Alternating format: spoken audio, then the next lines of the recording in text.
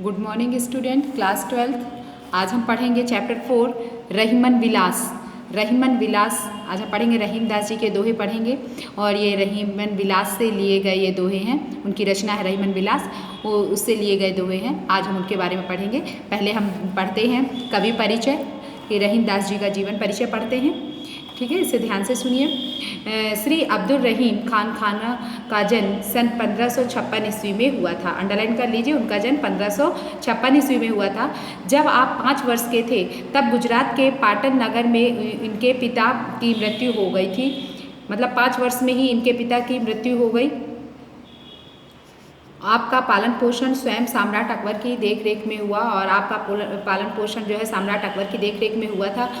और आपकी कार्य क्षमता से प्रभावित होकर अकबर ने सन 1572 ईस्वी में आपको पाटन नगर की जागीर प्रदान कर दी। आपके काम को देख करके अकबर प्रसन्न हुए और कार्य की क्षमता को देखकर 1572 ईस्वी में आपको पाटन नगर की जागीर प्रदान कर दी। सन 1576 ईस्वी में गुजरात विजय के बाद आपको गुजरात की सूबेदारी भी मिल गई। गुजरात की सूबेदारी भी मिली। सन 1579 ईस्वी में आपको मीर अर्ज का पद प्रदान किया गया। सन 1583 ईस्वी में आपने अपनी योग्यता से गुजरात के उपद्रव का दमन किया और सन 1583 ईस्वी में आपने अपनी योग्यता से गुजरात के उपद्रव का दमन किया और प्रसन्न होकर के सन 1584 ईस्वी में आपको खान खाना की उपाधि और 5 हजारी का मनसब प्रदान किया गया और 5 हजारी का आपको मनसब प्रदान किया गया। और सन 1589 ईस्वी में आपको वकील की पदवी से सम्मानित किया गया। 1589 ईस्वी में आपको वकील की पदवी से सम्मानित किया गया। और रहीम एक सहृदय, स्वाभिमानी और उदार, विनम्र, दानशील, विवेकी, वीर व्यक्ति थे। आपकी मृत्यु सन 1626 ईस्वी में 70 वर्ष की अवस्था में हुई। रहीम अरबी, तुर्की, फारसी, संस्कृत और हिंदी के अच्छे जानकार थे।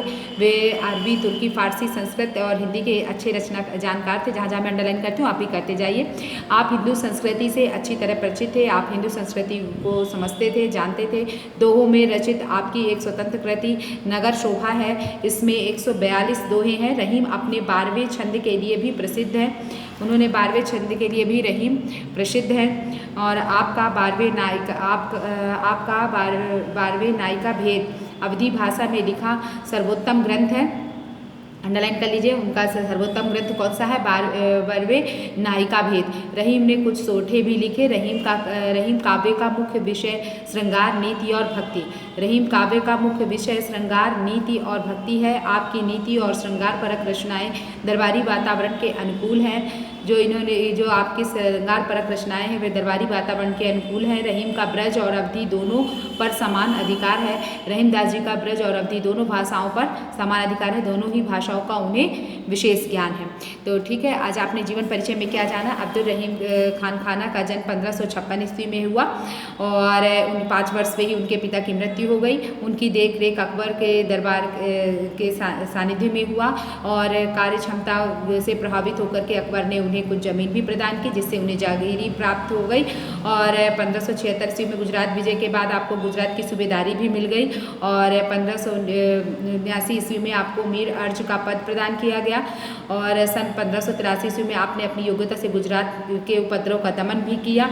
इसके बाद 1584 ईस्वी में आपको खान खाना की उपाधि प्राप्त हुई। खान खाना ये उनकी उपाधि थी और 5 हजारी का मनसब प्रदान किया गया। 1589 ईस्वी में आपको वकील की पदवी से सम्मानित किया गया। इसके बाद रहीम एक सहृदय, रहीम दास जी कैसे इंसान हैं? रहीम एक सहृदय, स्वाभिमानी, उदार, विनम्र, दानशील, विवेकी, वीर व्यक्ति थे। आपकी मृत्यु सन 1626 ईस्वी में 70 वर्ष की अवस्था में हो गई। और आपकी जो भाषा है अरबी, तुर्की, फारसी, संस्कृत के आप अच्छे जानकार थे। आप हिंदू संस्कृति को अच्छी तरह से जानते थे। दोहों में रचित आपकी एक स्वतंत्र कृति नगर शोभा है। इसमें 142 दोहे हैं। और रहीम अपने 12वें छंद के लिए भी प्रसिद्ध है। आपका 12वें नायिका भेद अवधी भाषा में लिखा गया जो कि सर्वोत्तम है। और रहीम ने कुछ सोठे भी लिखे हैं। रहीम काव्य का मुख्य विषय श्रृंगार, नीति और भक्ति है। रहीम के काव्य का मुख्य विषय क्या है? श्रृंगार, नीति और भक्ति है। आपकी नीति और श्रृंगार परक रचनाएं दरबारी वातावरण के अनुकूल हैं। रहीम का ब्रज और अवधि दोनों पर समान अधिकार है। ब्रज और अवधि दोनों भाषाओं का उन्हें समान रूप से ज्ञान है। ठीक, इतना समझ में आया? जो नहीं आया आप डाउट क्लास से पूछ लीजिएगा।